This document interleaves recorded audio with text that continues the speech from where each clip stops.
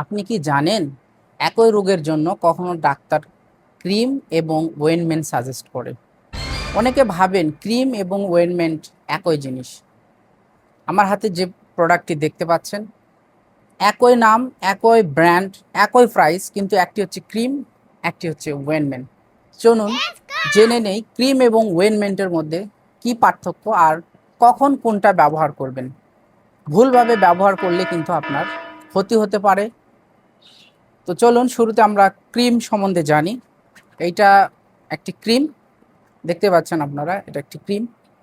তো ক্রিম মূলত এটা একটু ভেজা টাইপের হয়ে থাকে, এক কথায় ওয়াটারি। একটু এখানে জলীয় যে পরিমাণ ক্রিমের ভিতরে একটু বেশি থাকে।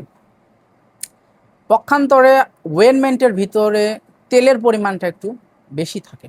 এই দুইটা হলো একদম মেজর পার্থক্য।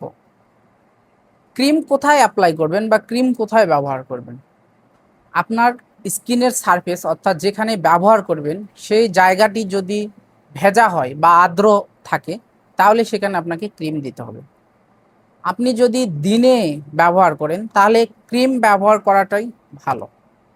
আপনি যদি ফেসে, আপনার মাথার স্ক্যাল্পে, অথবা এমন কোনো ভাঁজ রানের দুই পাশে, রানের চিপাই অথবা বগলের চিপাই, এক কথায় ফোল্ডিং যে স্পেসগুলো আছে সেখানে যদি ব্যবহার করেন তাহলে অবশ্যই আপনাকে ক্রিম ব্যবহার করতে হবে। ফাঙ্গাল ইনফেকশন যদি হয় এবং একজিমা যেটা ভেজা টাইপের যদি হয়, তাহলে কিন্তু সেক্ষেত্রে আপনাকে ক্রিম ব্যবহার করতে হবে। এই হলো ক্রিম ব্যবহারের নিয়ম। তো চলুন এবার কথা বলবো আমরা ওয়েনমেন্ট নিয়ে। তো ওয়েনমেন্ট আমরা কোথায় ব্যবহার করব? ওয়েনমেন্টটা মূলত ব্যবহার করব আমরা শুষ্ক জায়গায়। শুকনা, আমাদের স্কিন যেখানে শুকনা, খসখসে, ফাটল টাইপ থাকে, এই ধরনের জায়গায় সাধারণত আমরা ওয়েনমেন্ট ব্যবহার করব। যদি আমরা রাতে ব্যবহার করি তাহলে আমরা অবশ্যই ওয়েনমেন্ট ব্যবহার করব।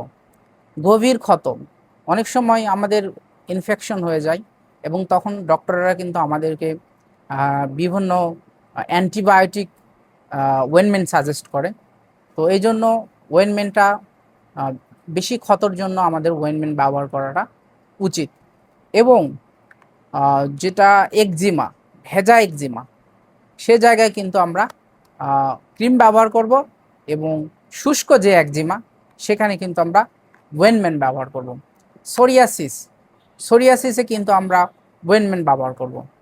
আমাদের যদি কোনো শরীরের কোনো জায়গা ফেটে যায়, যেমন পায়ের তালু অনেক সময় ফেটে যায়, সেই জায়গায় কিন্তু আমরা অবশ্যই ওয়েনমেন্ট ব্যবহার করব। আর মজার বিষয় হলো, ঠোঁটে যখন আমরা কোনো ড্রাগস ব্যবহার করি বা ওষুধ ব্যবহার করি, সেক্ষেত্রে কিন্তু আমাদেরকে মাস্ট বি ওয়েনমেন্ট ব্যবহার করতে হবে।